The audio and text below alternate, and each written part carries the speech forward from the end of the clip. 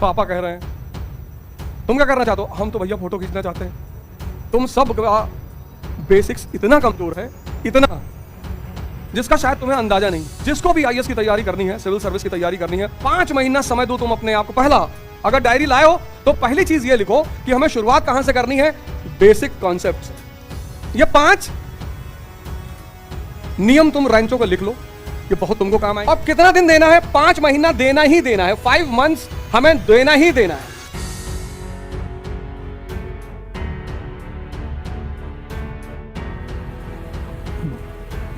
जय Hind friends.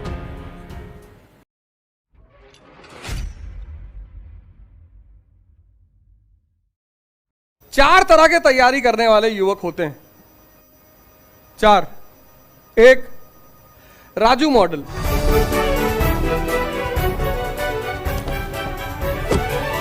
1, Farhan model.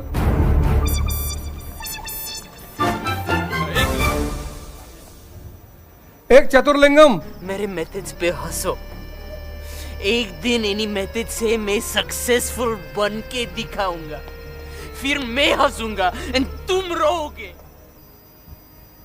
मजबूरी, इनका हर कदम एक मजबूरी है। पापा बीमार हैं, बहन की शादी करना है, जिंदगी में एक स्ट्रेस ले ही रखा है।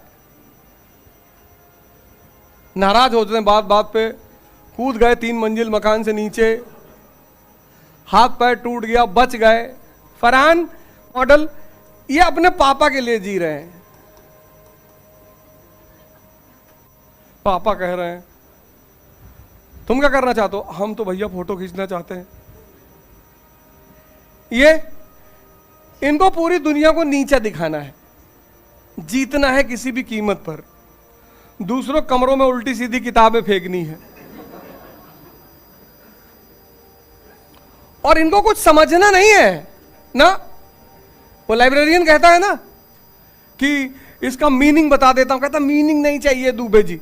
चमत्कार का मतलब है। मतलब नहीं चाहिए दुबे जी, मैं याद कर लेंगे, I'll memorize it। और जो समझेगा नहीं वो फिर चमत्कार का बलात्कार करेगा। यही तो है। 3 इडियट मूवी हर आईएएस एस्पिरेंट को देखनी चाहिए, और एक बार उस मूवी देखा तो तुम्हें यह पता चल जाएगा कि फेलियर की वजह क्या होती है। जब भी दुनिया में कोई कॉन्सेप्ट तुम्हें ना समझ में आए तो उसका बहुत अच्छा माध्यम है आज कोई भी कॉन्सेप्ट। जैसे मान लो सामंतवाद तुमको नहीं समझ में आ रहा है कि यार सामंतवाद क्या है, यार फ्यूडलिज्म क्या है, कोई भी 60-60 की दशक की जो मूवी है उसको तुम देख लो। 60, 70, 80 की दशक की मूवियां 2 पे केंद्रित होती थी। एक औद्योगिक क्रांति पर, जैसे नमक हराम एक मूवी है, वो ट्रेड यूनियन पे है।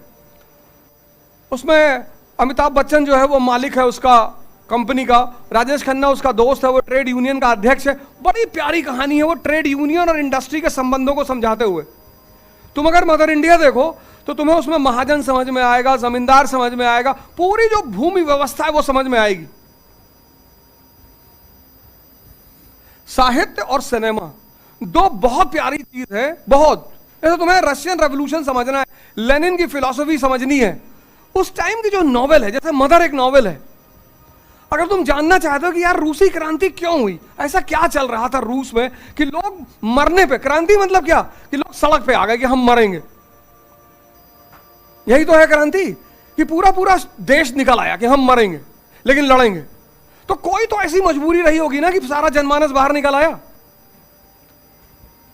और हर जो लेखक है, विचारक है, थिंकर है, दार्शनिक है, उसके समय में कोई ना कोई एक प्रसिद्ध नॉवेल जरूर होगी। उस नॉवेल को पढ़ लो। अब तो खैर लिटरेचर से ज्यादा मूवी का दौर चल रहा है, मूवी देख सकते हो। ये देखो, बेसिक कॉन्सेप्ट है ही नहीं लाइफ में, कंफ्यूज। इनके जीवन में बेसिक कॉन्सेप्ट नहीं है ही नहीं, बेसिक कॉन्सेप्ट्स गायब है।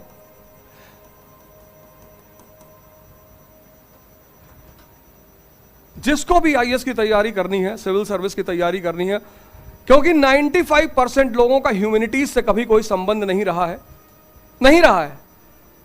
10th के बाद आपने छोड़ दिया, 10th तक आपने सीरियसली पढ़ा नहीं। बहुत, इस क्लास में कितने लोग हैं जिन्होंने 11th 12th ह्यूमैनिटीज से किया है?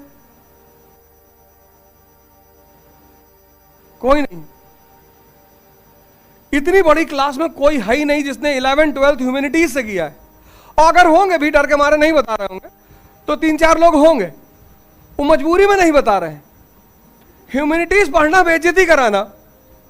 हम जब यहां से गए गांव से इलाहाबाद यूनिवर्सिटी पहली बार, तो जब घर पहुंचे तो गांव पहुंचे तो लोगों ने कहा भैया इलाहाबाद में क्या करो? तो कहा बीए करी थे। बीए? यार आओ पीछे आओ। बीए हुए कि इस देश में कोई वैल्यू थोड़ी है? या बीए करे थे, यहां एमबीए करो, बीएससी कर रहे हो तब भी तुम्हारे इस देश ने ह्यूमैनिटीज को कुछ माना ही नहीं। तुम सब का बेसिक्स इतना कमजोर है, इतना, जिसका शायद तुम्हें अंदाजा नहीं है। और तुम जल्दी में हो। 5 महीना समय दो तुम अपने आप को। पहला, अगर डायरी लाए हो तो पहली चीज ये लिखो कि हमें शुरुआत कहां से करनी है? बेसिक कॉन्सेप्ट से।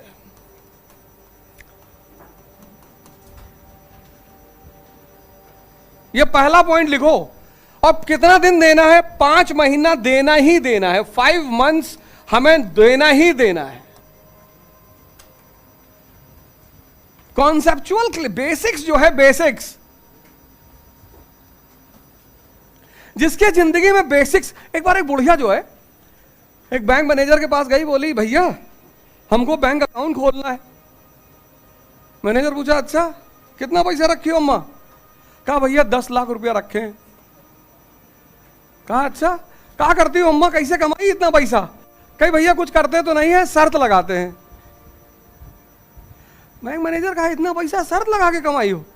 कहा भैया शर्त लगाते हैं, तुम भी लगा लो भैया। तो बैंक मैनेजर ने कहा कि अरे अम्मा मुश्किल से पैसा कमाई हो, तुम जमा करो। कहा शर्त वर्त के चक्कर, कहा नहीं लगा लो, जीतूंगी मैं ही। तो बैंक मैनेजर से कही कि भैया ये तुम्हारा जो बाल है नकली है, विग लगाए हो? कहा भैया। मैनेजर ने कहा अरे अम्मा कैसी बात कर रही हो, ओरिजिनल, अभी 28 साल उम्र है, इसे ओरिजिनल बाल है मेरे। कहीं नहीं नहीं नकली है, विग लगाए हो। 1-1 लाख रुपए की शर्त। मैनेजर को दया भी आई कि बूढ़ी औरत अभी 1 लाख रुपया हार जाएगी। पर वो बुढ़िया कहीं लगाओगे कि नहीं? तो खींच के मैनेजर ने कहा लगा लिया, असली है। कहीं अभी नहीं प्रूव करूंगी, कल सुबह करूंगी, कल सुबह आऊंगी तब सिद्ध करूंगी ये जो बाल है तुम्हारा विग लगाओ नकली है। चली गई बुढ़िया। मैनेजर घर आया, अपनी औरत से बताया कि यार बड़ा कष्ट हो रहा है बुढ़िया से पैसा लेते हुए, लेकिन जिद पे उतर आई कि नकली बाल है, नकली बाल है। तो अपनी वाइफ से कहा कहीं हम ही को भ्रम हो। वो कही अरे पागलपन जैसी बात करो, असली बाल है तुम्हारे। दूसरे दिन बुढ़िया पहुंची ऑफिस में, एक वकील साथ लेकर आई थी। मैनेजर से कही मैं वकील साहब को लाई हूं जिससे कि कोई बेईमानी ना होने पाए। एक आदमी गवाह रहेगा हमारे सामने कि तुम्हारे बाल नकली हैं। मैनेजर ने कहा अच्छा बुलाओ वकील को, अंदर बुलाओ। तो वकील भी अंदर आया। तो बुढ़िया गई मैं बाल नोचूंगी। कहा नोचो। तो बुढ़िया गई मैनेजर का बाल पकड़ के लगी नोचने। वकील साहब तो सर पकड़ के बैठ गए। मैनेजर ने कहा देखिए अम्मा बाल असली है। अरे बोले बाल असली हो नकली हो, मैं 5 लाख जीत गई। मैंने कल वकील से कहा था कि इस बैंक, इस शहर का जो SBI बैंक है उसके मैनेजर का बाल नोच के तुम्हारे सामने दिखाऊंगी और नोचवाएगा बाल।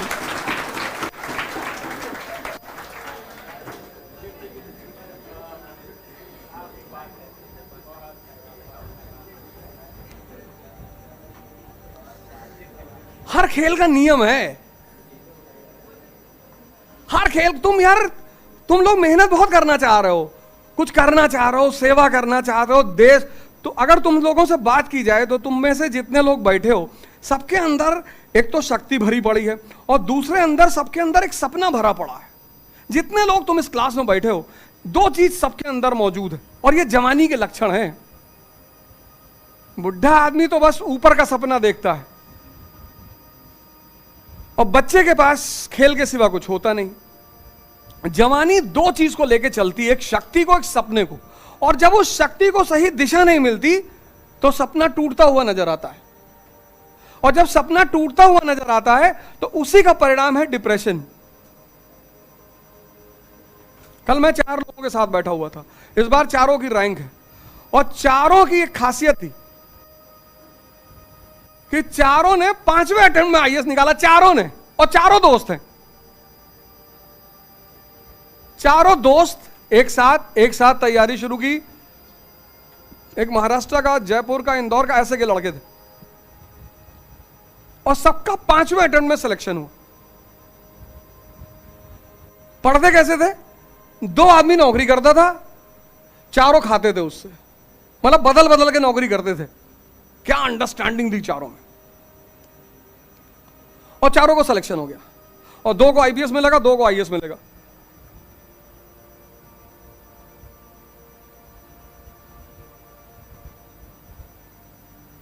आएगा, इंटरव्यू आ रहा है, तब देखना, मैं बता दूंगा, लिंक भिजवा दूंगा सबको, उस इंटरव्यू को देखना। मैंने अकेले सोलो इंटरव्यू लिया है, ऐसे बस बात की है।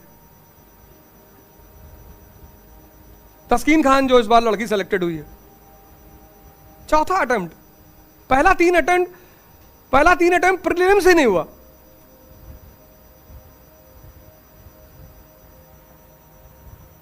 फादर एक सामान्य से एम्प्लॉय, लेकिन उसके फादर बार बार कहते रहे कि बेटा घबराना मत, कोई बात नहीं, जब तक तुम्हारा अटेम्प्ट है आराम से दो, हम कहीं से भी लाके पैसा देंगे। तुम यार बेसिक से शुरू करो, एक टाइम बनाओ। हिस्ट्री क्यों पढ़ना है? इतिहास नहीं पढ़ोगे तो यह बात तुमको कैसे क्लियर होगी कि भारत पर लगातार आक्रमण क्यों होते थे? कश्मीर हमारे लिए क्यों इंपॉर्टेंट है? भारत की वैज्ञानिक सीमा रेखा कहां से गुजरती है? जितनी रेलेवेंट वैज्ञानिक सीमा मौर्य के टाइम भी थी, आज भी तो है।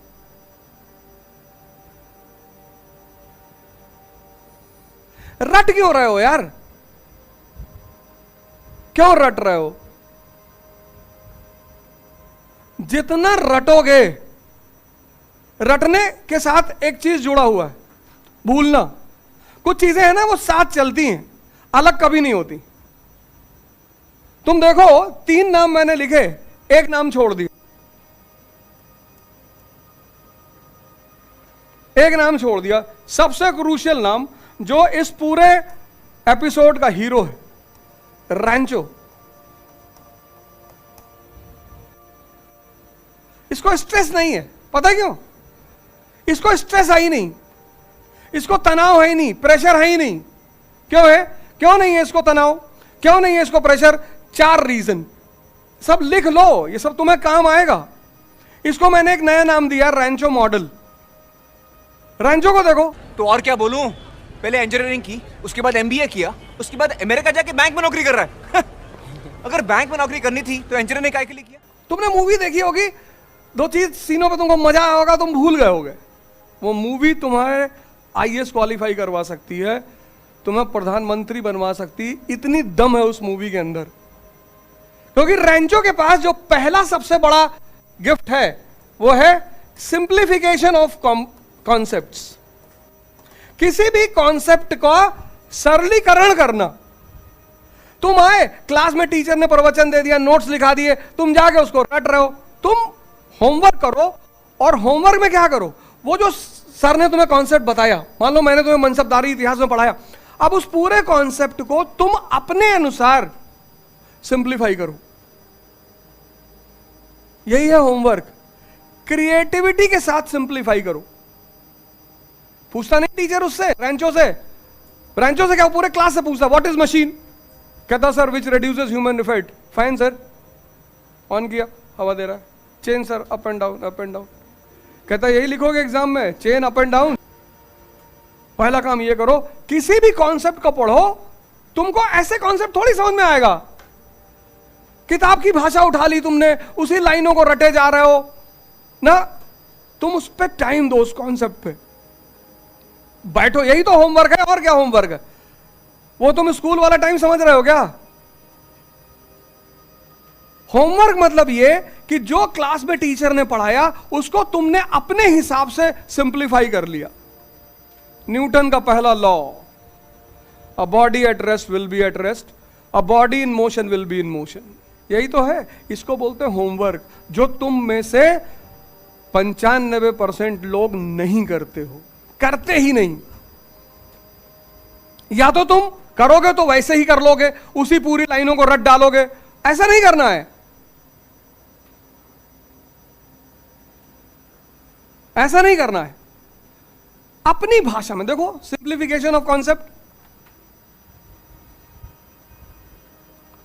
किया उसने कि नहीं किया, देखा ना तुमने, सिंप्लीफिकेशन ऑफ कॉन्सेप्ट। दूसरा रेंचो का क्या सबसे बड़ा एग्जांपल है, दूसरा रेंचो का फीचर क्या है, ऑब्जर्वेशन। इतना स्ट्रांग ऑब्जर्वेशन है इस आदमी का कि बस देखता है और कोई चीज समझ जाता है।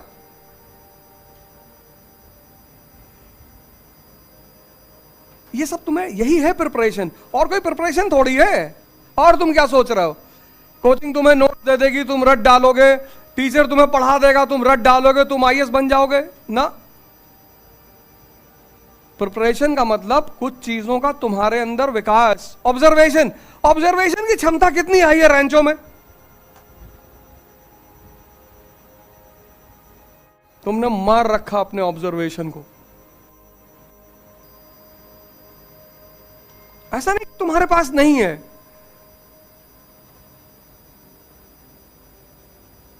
तुम देखना ही नहीं चाहते, तुम तो पेन उठाए अंडरलाइन किए भागे जा रहे हो।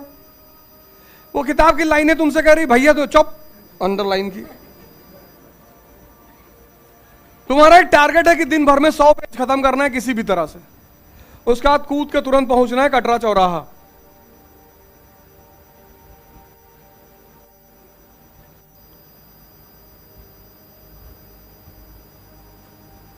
कंपनी गार्डन में वॉक करते, कंपनी गार्डन में एक आदमी आता है शाम को 7 बजे, उसकी उम्र होगी 50-52-53 के आसपास। भाई साहब वो आदमी भागता है एकदम, उतना कोई जवान क्या भागेगा। 7 बजे शार्प पहुंचता है वो, 7 बजे कंपनी, अपना कंपनी गार्डन, 7 बजे पहुंचता है और 7 बजे से वो भागना शुरू करता है और 9 बजे तक वो आदमी भागता है। और एक समय ऐसा आता है कि उसके पूरे शरीर से पसीना पानी की तरफ बहता है और इतना फिट आदमी है वो। और वहीं मैं युवाओं को देखता हूं चल रहे हैं, वो किराया मांगे और मकान मालिक चल रहे, मतलब 19-20 साल के आदमी बात कर रहे हैं फालतू की, चल रहे हैं, पता नहीं क्यों आए। कोच है, अरे कोई और होगा, लड़ाई करवा रहे हो तुम कोच का नाम लेके। ऑब्जर्वेशन,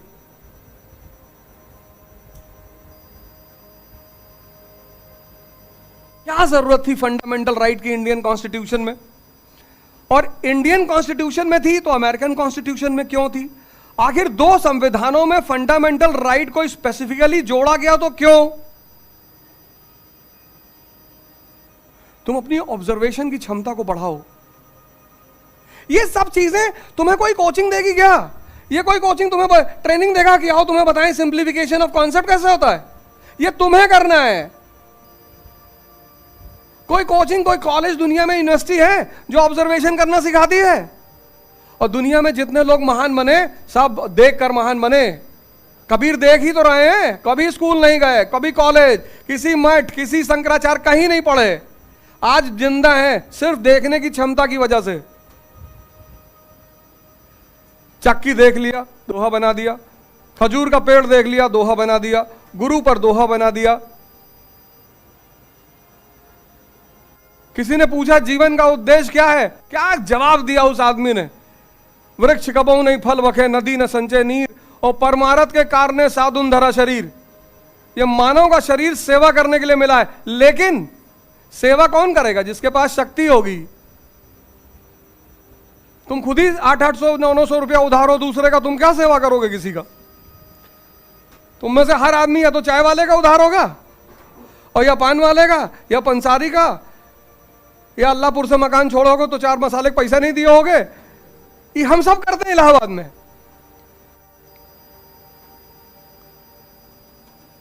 बड़े बड़े लोगों से पूछो जीवन का क्या उद्देश्य है, जवाब नहीं दे पाएंगे। पीएचडी स्कॉलर सिगरेट मुंह में दबाए हैं, डिस्कशन कर रहे हैं कांट पे, सिगरेट मुंह में लगी हुई, जला दो अपनी डिग्री तुम। अब वो वीवर जुलाहा क्या जवाब दे रहा, क्या ऑब्जर्वेशन पावर है कबीर की। वृक्ष कबो नहीं फल बगे, वृक्ष अपना फल खुद कभी नहीं खाता। नदी न संचय नीर, नदी अपना पानी कभी नहीं पीती। तो जो काम वृक्ष करते हैं और नदी करती, वही मनुष्य को भी करना चाहिए। परमारथ के कारण साधुन धरा शरीर, तो मानव का शरीर सेवा। क्या जवाब है यार, कहां से पढ़ के आए हैं? स्टैनफोर्ड यूनिवर्सिटी से पढ़ के आए हैं। ऑब्जर्वेशन पावर बहुत हाई है।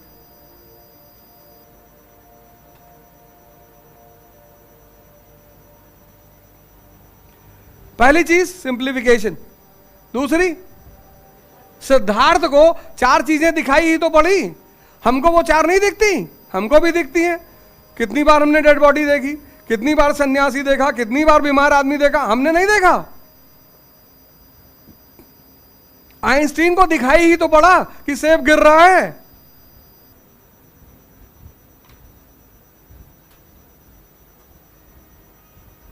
इसीलिए भारत में जो ज्ञान के लिए शब्द है वो है दर्शन। फिलॉसफी शब्द पश्चिम का है, भारत का शब्द है दर्शन, जो देख कर जाना गया। तीसरी जो फीचर है रैंचो की, शुरुआती मूवी में ही तीसरा फीचर रैंचो का, एप्लीकेशन ऑफ नॉलेज। जो तुम पढ़े हो उसको लगा सकते हो कि नहीं?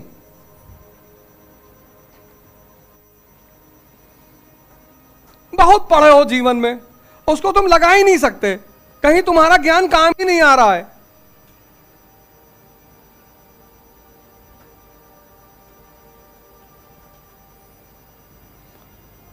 अगर फिजिक्स कायदे से समझ में आ जाए तो कोई आदमी डूब के ना मरे, और न्यूटन का तीसरा नियम समझ में आ जाए तो और बिल्कुल ना मरे। बर्नौलीज थ्योरम और न्यूटन का तीसरा नियम, जिसको समझ में आ जाए वो डूब के मर नहीं सकता। लेकिन समझ में बहुत लोग क्या आ गया, हड़बड़ा के मर गए। Application of knowledge. देखो रैगिंग चल रही है, भागता है तुरंत कमरे में, तार खींचता है, तो सीनियर आके उसका दरवाजा खटखटा रहा है, कह रहा खोल दे दरवाजा, नहीं तो यहीं पे मूत्र विसर्जन करेंगे। देखे ना, एप्लीकेशन ऑफ नॉलेज। तुम हिस्ट्री क्यों पढ़ रहे हो, तुम इकोनॉमी क्यों पढ़ रहे हो, तुम साइंस क्यों पढ़ रहे हो? कहीं लगाओगे क्या? ईरान से दोस्ती हमारी नेसेसिटी है।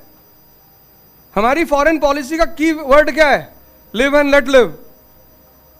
हमने कभी किसी पर आक्रमण नहीं किया, इसलिए नहीं कि हम कमजोर हैं, हमें जरूरत ही नहीं है। अफगानिस्तान में कूदेंगे अफीम के लिए, अफीम के लिए हम अपना सोना लुटाएंगे।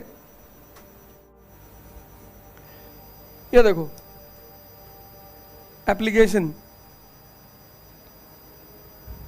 सिंप्लीफिकेशन।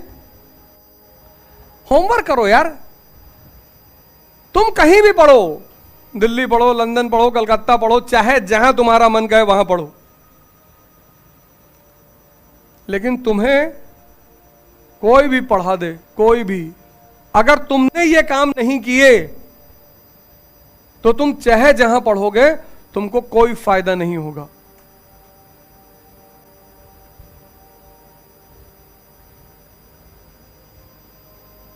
इतनी बड़ी क्लास है, इसमें बहुत सारे लोग होंगे जो पिछले 2 साल से तैयारी कर रहे होंगे।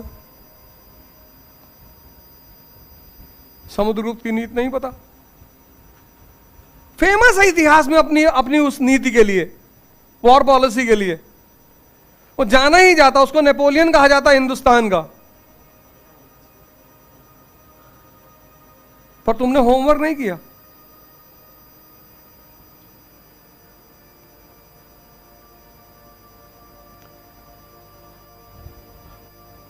कबीर को देखो, बहुत पढ़ाई कर ली है, ऑब्जर्वेशन क्षमता डेवलप ही नहीं हुई, तुम्हारा उस पढ़ाई का कोई फायदा ही नहीं है।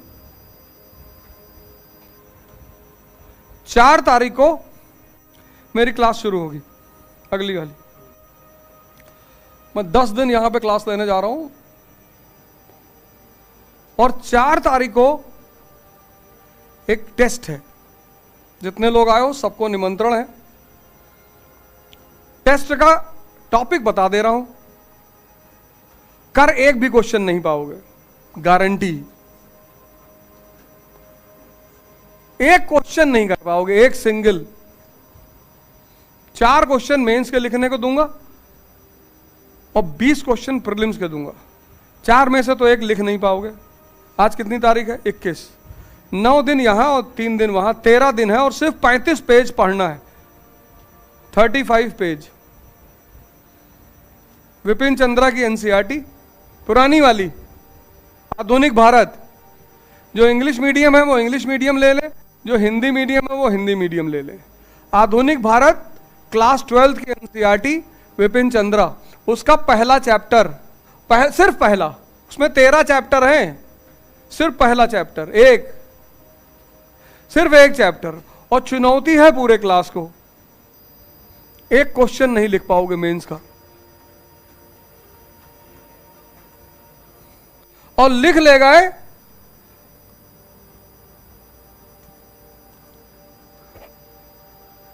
गए तो द्विज प्रोग्राम में तुमको ऐसे ही एंट्री करा दूंगा।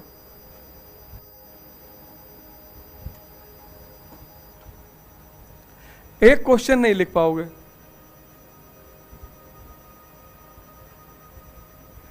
ये मेरा कॉन्फिडेंस नहीं है, ये मेरा तुम्हारे ऊपर कॉन्फिडेंस है। लिख तो कोई भी ले, जो इन फॉर्मूलों को फॉलो करेगा कोई भी लिख ले। किताब का नाम है एनसीईआरटी।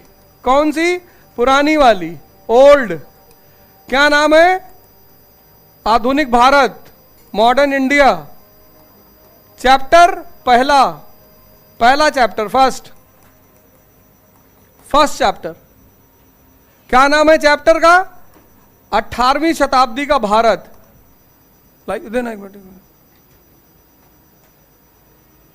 ये किताब है, ये किताब देख लो। 50-60 रुपए की किताब है, लेकिन अगर ये किताब तुम समझ गए, बस यही किताब, पहला चैप्टर, पूरी किताब थोड़ी, पहला चैप्टर। 13 दिन है, 13 दूना 26।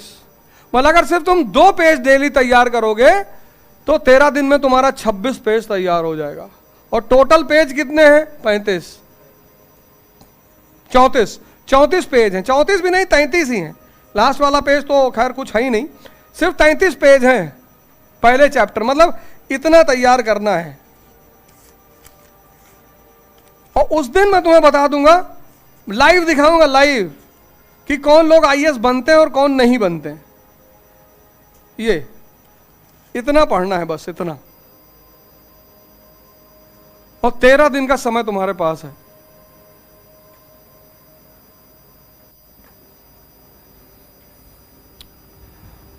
पहला 5 आदमी जो होगा उसको मेरी तरफ से गिफ्ट रहेगा। 5 मैं मौका दे रहा हूं। जो पहले 5 लोग आंसर शीट जमा करेंगे, मेंस के क्वेश्चन दूंगा और प्रीलिम्स के 20 क्वेश्चन और मेंस के 5 क्वेश्चन। 20 में बहुत कर ले जाओगे तो 3-4 कर ले जाओगे, मैक्सिमम 5 कर लोगे। और मेंस में तो एक भी नहीं लिख पाओगे। लिख लेगा तो 5 को दे रहे हैं ना फ्री में कोर्स। जो फीस दिए उनको लैपटॉप दे देंगे, हमें देना है। लैपटॉप भी तो 70-80 हजार का आता है ना, अच्छा वाला। चाइनीज वाला तो 15-20 हजार में है, असेंबल करवा ले नेहरू बिहार प्लेस से। टाइमिंग मैं अभी बताता हूं, अभी फाइनल करके तुम सबको बताता हूं। सब लोग आओ, ये 13 दिन की चुनौती ले जाओ और सब लोग आओ। तब मैं वहां तुम्हें समझाऊंगा, इन बातों को मैं तुम्हें वहां करके दिखाऊंगा कि देखो तुमने क्या गलती की। Rancho model, simplification, observation, application. और चौथा क्या खासियत है रेंचो की? क्यूरियोसिटी। सिर्फ प्रवचन सुन नहीं रहा है, क्वेश्चन पूछ रहा है, क्वेश्चन रहा है। कह रहा सर स्पेस में पेंसिल क्यों नहीं यूज करते हैं? वो सहस्त्र बुद्धि कैसे डायलॉग दे रहा शुरुआत में? यहां इतने लोगों ने एग्जाम दिया, सबकी कॉपी डायलॉग दिया जा रहा है, ये अंडे घोंसला लेकर आया है, इतना डायलॉग दे रहा है हर साल कि वो जो लड़का धोबी है उसको याद हो गया है। जो बच्चा है राजू, पहले वो सहस्त्र बुद्धि बोलता, पहले ये बोलता फिर सहस्त्र बुद्धि बोलता, वो दिखा रहे हैं कि देखो तोता, वो प्रेस करते करते बोल रहा है, पूरा डायलॉग रटा हुआ है। एक अंडा उठा के भौकाल, ये देखो अंडा गिर गया, फिर पेपर गिरा दी, ये सब काहे नाटकबाजी कर रहे हो? क्या दिखाना चाहते हो? तुम तोप हो? पढ़ने आए तुम्हारे कैंपस में, चुपचाप पढ़ाओ। एंट्री करते टेलरबाजी दे रहा हो। ये पेन है, बहुत बड़ी खोज थी स्पेस में, और लड़का खड़ा देख रहा को मैं बहुत बोल रहा है, तो पूछ लेता कि सर पेंसिल। अब रटे हुए आदमी के कॉन्सेप्ट तो क्लियर होते नहीं, मास्टर को धक्का लग जाता है, तुमने मुझसे सवाल कर लिया। देखो उस आंसर को तैयार करता है और लास्ट में बताता है उसको। हाँ, ये 4 चीज तुम रैंचो से ले लो और पहला स्टेप उठाओ कि अपना बेसिक्स मजबूत करो। हिस्ट्री पढ़ो, एनसीईआरटी लो, और मैं बताऊंगा कैसे पढ़ना है। ये इस टेस्ट मैंने इसीलिए ऑर्गेनाइज किया है। सब अपना नाम वाम तो लिखा ही चुके हो, और किसी को लेके मत आना, बस जितने लोग आए हो उतने ही, और किसी को बताने की जरूरत नहीं है कि बबलू तुम भी आओ, गुड्डू तुम भी आओ, फलाने आओ, रिश्तेदारी, तिलक भोज नहीं होने जा रहा है। बस जितने लोग आए बस उतने लोग आएंगे, और लाइव तुमको करके दिखाएंगे। ओपन चैलेंज टेस्ट है। पहला काम तो ये कर लो, बेसिक्स 5 महीना दो यार अपने आप को। तुम नहीं पढ़े हो, तुम लोग क्यों भाग रहे हो? 2 साल की प्रिपरेशन है ये तैयारी 2 साल मांगती है, शुद्ध 2 साल पूरा।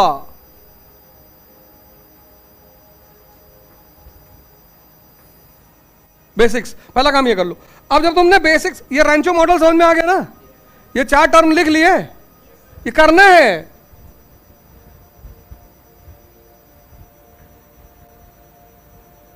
तुम भी तो 3 इडियट पहले देखे थे कि नहीं देखे?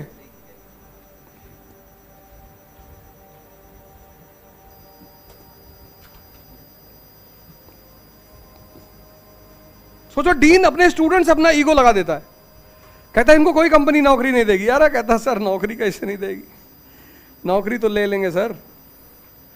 सोचो डीन की मानसिक दशा सोचो, कहता अगर नौकरी मिल गई तो मूंछ सेव करा देंगे। कोई अपने स्टूडेंटों से शर्त लगाता है यार? तुमने कहा सर फर्स्ट रैंक लाएंगे, हमने कहा अच्छा फर्स्ट रैंक ले आए तो मूंछ। अब ये सब पागलपन की बातें। हम तो तुम्हें और प्रमोट करेंगे कि अरे वाह बेटा बहुत शानदार। अगर रैंचो मेरा स्टूडेंट रहा होता, मैं उसको मिठाई उठाई केक खिलाता, एक बोतल पहुंचवा देता उसके कमरे में स्प्राइट की, कि ले पी ले, बहुत बढ़िया। कम से कम दावा तो कर रहे हो। डीन होके अपने स्टूडेंट से लड़ रहा है।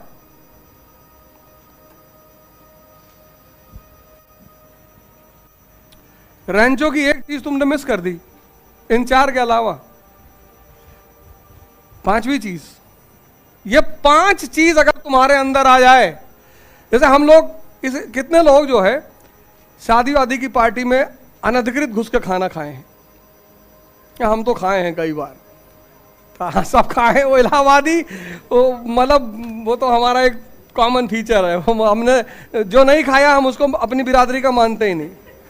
हम कहते हैं तुम इलाहाबाद में रहे ही नहीं कभी। हाँ हाँ,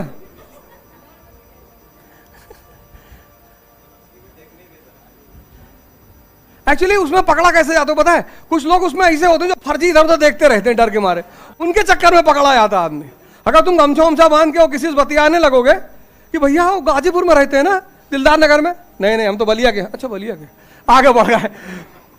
उसमें जो 2-3 लोग फर्जी डरे रहते हैं कि भाई अरे देख रहा घूर रहा है हमको, वो पकड़ाते हैं। कुछ लोगों को जबरदस्ती पकड़ के ले चल, कुछ नहीं, अरे पकड़ लेंगे, कुछ नहीं होगा, पकड़े जाए। तुम देखो वही सीन 3 इडियट में दिखाया, तीनों शादी में घुस गए, पकड़ गए। तो डीन पूछता है, वो लड़की कहती है, प्रिया कहती हम तो लड़की वाले हैं, हमने तो बुलाया नहीं, तो ये लड़कों की तरफ से आए होंगे। कहता नहीं, साइंस की तरफ से आए हैं। ये बोलते हैं पर्सनालिटी। ये 5वां फीचर है रैंचो का, व्यक्तित्व। क्या जवाब है उसके पास? कोई माफी वाफी नहीं। तुम फरहान और राजू को देखो माफी मांग रहे हैं, गुरुजी गलती हो गई सर, आपका 1 प्लेट जितने का रहेगा हम पैसा दे देंगे।